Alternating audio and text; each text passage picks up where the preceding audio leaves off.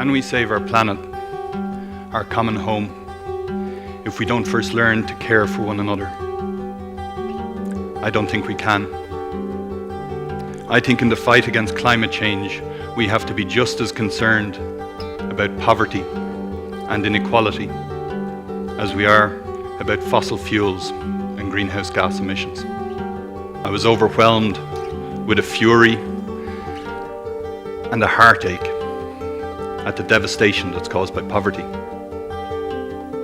You see, globally and locally, our lives and our communities are interconnected. Poverty is not natural or inherent, and neither is marginalization. Like climate change, these are man-made phenomena. We either survive together through solidarity, cooperation, and enlightened self-interest, or we will fail together.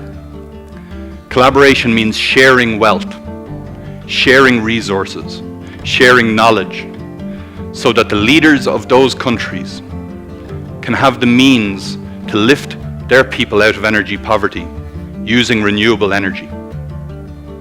But if we go down the path of competition, business as usual, we will exclude those people. And they will still pursue energy. They have to. It's a matter of survival.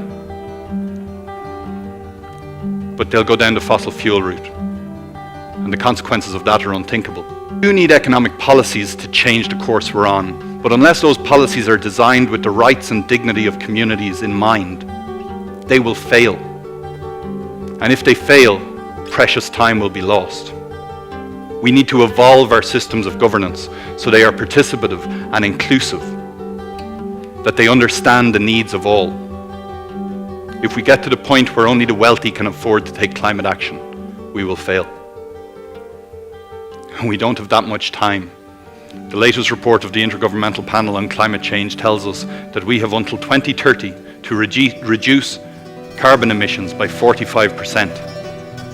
That is a global transformation unlike any that has ever happened in history, and we have a little over 10 years to do it. 10 years to solve the survival paradox. A world where individualism and exceptionalism have been abandoned, and we have embraced community action that seeks to unlock the potential and uplift the horizons of everybody. You see, the survival paradox is both immediate and personal. It demands us to foster the very best of humanity in ourselves and in our communities. And we can do it. We can come together as active citizens, making sure that nobody is left behind in this transition. And we can have that spirit of solidarity rise from our communities and take over our governments. Active citizens can vote for servant leaders, people who put the needs of the many over their own needs. You and I have the power to change the world, one encounter at a time. And our world is in desperate need of change, of help. We are living in times that are so divisive, challenging. We're speaking past each other, not hearing each other.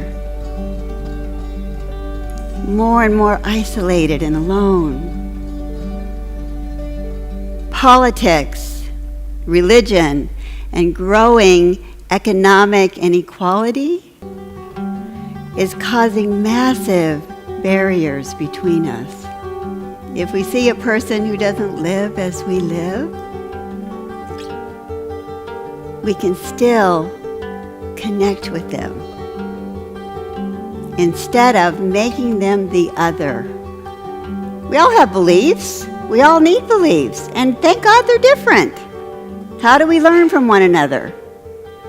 We're not all going to believe the same thing. How boring would that be? Now we're connected by that common humanity.